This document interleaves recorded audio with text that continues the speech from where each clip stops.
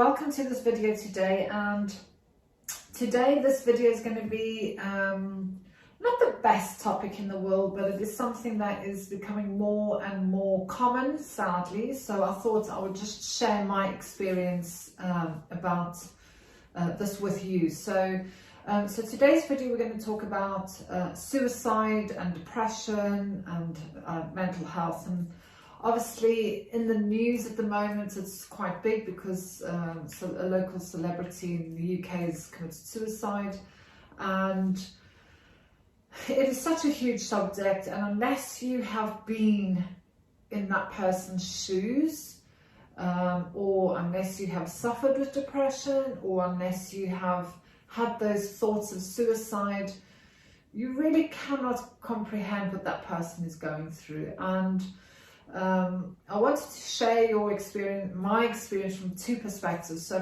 the first perspective I want to share my experience from is from the point of view of someone who has contemplated suicide before, from someone who has suffered with depression.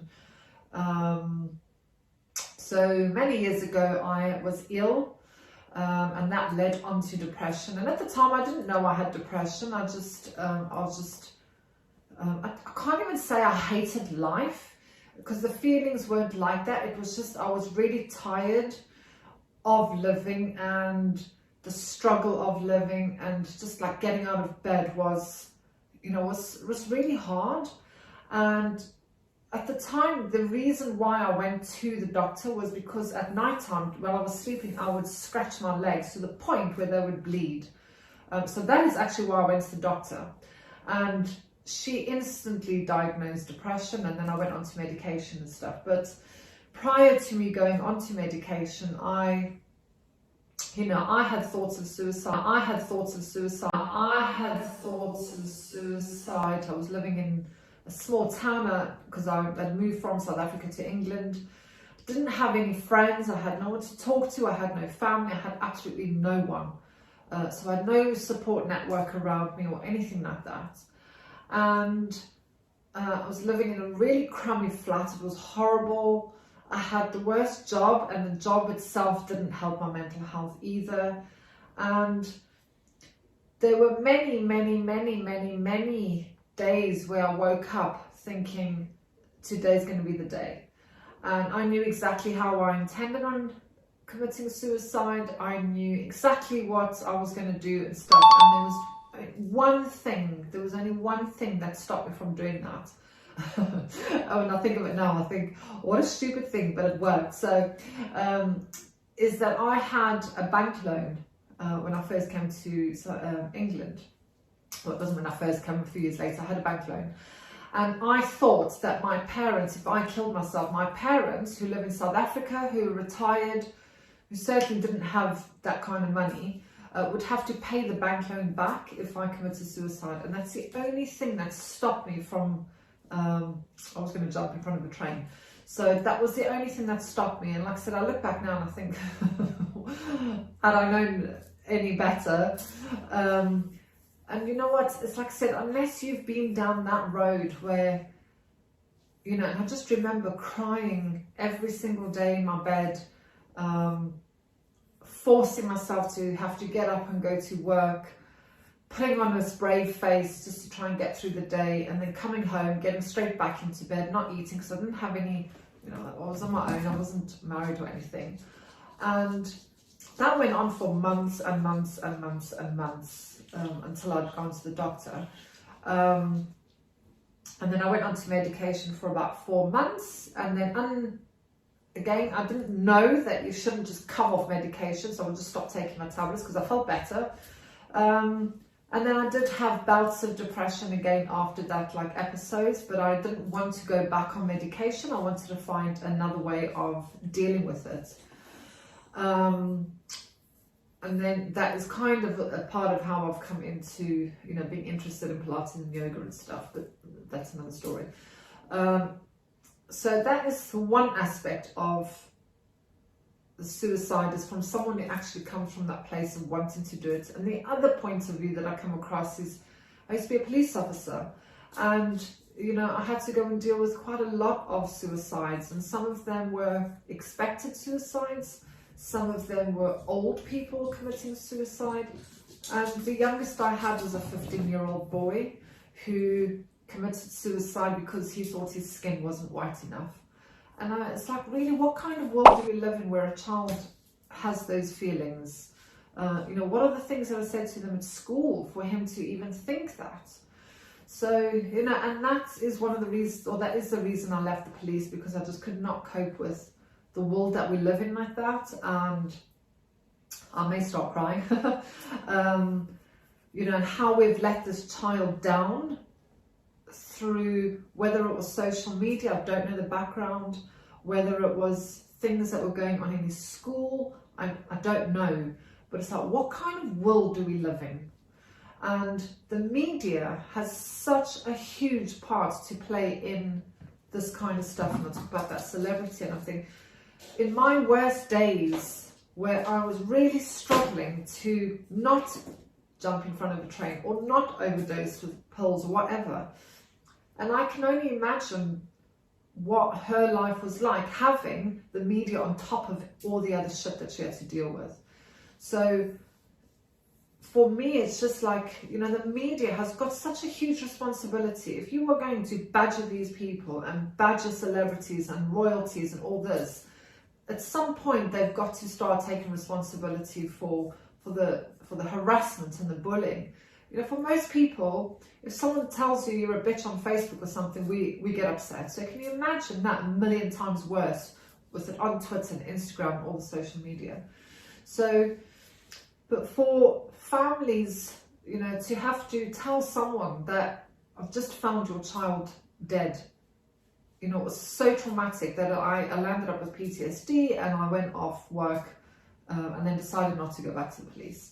And I do believe everything has a silver lining, because I now have a lovely life that I could have never imagined.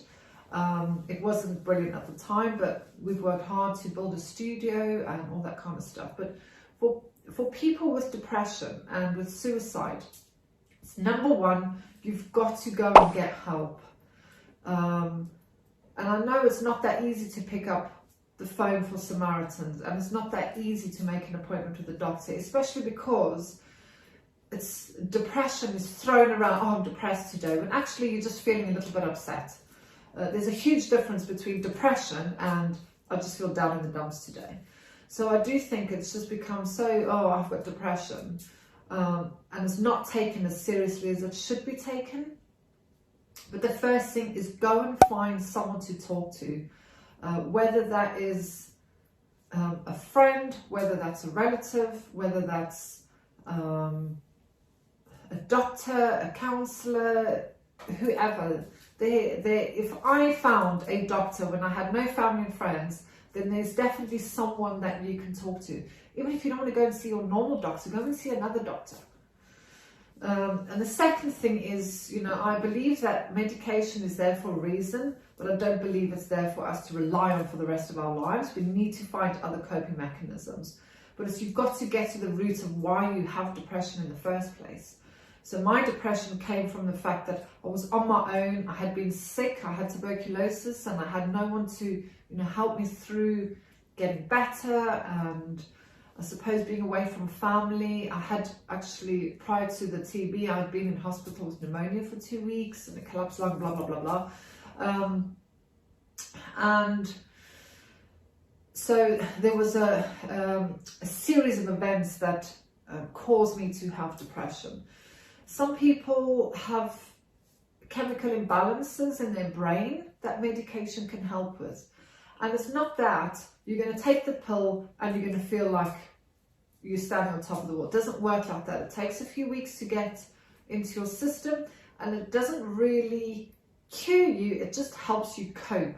It just helps you to wake up in the morning and think, right, I can actually get out of bed today and I can take that one step forward. So it's go and speak to someone. Maybe they need to put you on medication. Maybe you need to go and have counselling for something. And no matter what is going on in your life, I honestly believe that there is a way out, whether it's financial, So I know, and I've known police officers that have committed suicide. Whether it's financial, you know, after I left the police, my husband got made redundant and we nearly lost our house. We got taken to court for not paying bills. And you know what? We're still in our house and I still have a CCJ and I don't give a shit. It's money.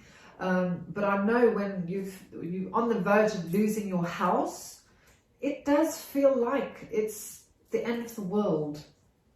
And now that I've come out the other end, and I've had to do a lot of mindset work, you know, I've taken on a life coach. I've had some, because I don't believe that we should be relying on medication and all sorts of stuff. I think we need to deal with the feelings that we get. And even as recent as last year, not so much of the depression, but as a result of the PTSD and stuff, I landed up with anxiety. And as recent as last year, I would still have anxiety attacks. So I left the police, 6 years ago, gosh, that long ago. So, and I'm still having these effects. And to the point where last year, there were days when I would be on the bed crying my eyes out. And not because I wanted to die. I wouldn't say I was suicidal, but I just didn't want to be alive. I was just tired of these emotions, tired of feeling like everything's a struggle. And someone recommended a healer, and I went to go and see this person. And because for me, it wasn't one thing that I wanted to talk about and clarify, because I do believe you're just reliving the trauma of whatever it is. It was the feelings. I just could not cope with the feelings that were coming up inside of me. So in terms of coping, it wasn't like very hard to explain. It was like I would get these emotions and they would just take full control of my mind. And if you suffer with anxiety, you know what I mean. Next thing, the whole world's coming to an end, and and I laugh because I've been there, and I'm just like, now I've come out the other end. I think it's crazy. And this person really, really helped me to come to terms with the feelings that I have and what I can do when these feelings come up, how to control them. And she's given me some tools to work with. And that has completely changed my life. I haven't had any of those feelings. So that was probably about August last year. We're coming on to March 2020. And I still haven't had another bout of anxiety. There hasn't been a morning when I've woken up thinking, I really don't want to be alive today and want to just cover my head with the blanket. There hasn't been scratching on the legs or sad feelings. And it doesn't mean my life is perfect. I've had struggles. You know, my father is really, really poorly. He's probably going to pop his clog soon. So, and it's the struggle of, do I go back to South Africa? Do I stay here? So still have struggles. Life isn't easier. I have just learned how to cope with them so much better. And just to, okay, let's just sit here. Let's just, okay, this is a feeling that's coming up, and then deal with that feeling, rather than it's come up like a wave and then I'm just in a spiral. Especially with anxiety, you tend to spiral out of control with your emotions. So, you know, if you've got depression, anxiety, go and get some help. Because if I look back now, and I've done all the work on myself, I've had the doctors, I've had the healing and all that kind of stuff, I've come out the other end and my life is really good. I have, don't tell him, I have an amazing husband. I've got my lovely dogs here who just give me so much love. I've got 8 beautiful stepchildren. My husband loves kids. I've got 8 stepchildren who all treat me with respect. So, you know, you get these people that are all step parents. I'm so lucky. I've got 8 kids that we all get on really well, and their mums who all get on well. And I could have never imagined having happiness and contentment, is that the word? And having peace as I do now. So I could talk about this all day. There is a way to get through those dark times, and you'll appreciate it when you come out the other end so much more. It's just, you do need to take that step and ask for help. you know. And if you know someone who maybe comes to you, don't shrug it off. That person has probably hit the rock bottom for them to actually take the courage to come and speak to you. Because sometimes it's only when there is no more down that you can go, there's no more bottom of the pit, and it's only then that sometimes people can actually reach out and ask for help. So if you come across anybody who comes to you and speaks to you about us, don't dismiss that. You know, offer to go with them to the doctor. I've been with a friend of mine to the doctor. I've made the appointment. So, you know, treat your friends and your family with love and respect. And if you're a young person in school watching this, watch how you speak to your mates, and, you know, bullying and stuff. It's so awful. Like I said, I really don't know what we as humans, how we can treat other human beings like that, but that's another blog post. So I hope this video will help. If it just helps one person, there is light at the end of the tunnel. You just need to look up. You just need to ask for help. Go and look at a lifeline, go to a GP, go to a family member, go and have some treatment if you need to have treatment. And in one of the other videos, I'm going to take you through some exercises just to, it won't relieve depression, but it just gives your body a little bit of movement. And we've got so many clients in the studio that have come to the studio with anxiety and depression, fibromyalgia and stuff like that. And it's just with Pilates and yoga, how they are now coming off of the medication or reducing their medication. So I really do believe exercise, being outdoors, get yourself a dog. It's one of the reasons I got 2 little dogs. Get yourself out into the fresh air and walking in nature. And I know you probably hear it all the time, but this is from someone who has actually been on that path. The worst thing you can do is just sit at home, and I know what it's like because it's the easy choice, and I have my blanket and I'm protected in here. I mean, I never even used to go to Tesco's when I had PTSD. I used to like make Paul go, and even now sometimes I'm like, oh, I don't want to go. It's like, you going. It's very easy to stay cocooned, and the more you stay cocooned, it is so much harder just taking that step forward. So I will finish this video here, and I'm going, like I said, I'll do some more videos like a little bit of exercise for depression. They're not full workouts. It's just about stretching your body and just giving yourself a little bit of space and some love. So I'm Tanja, and I hope this video is useful to you. You can subscribe to the channel. You can share this video. We're on Facebook as well. And I send all my love to you, and take care. Bye.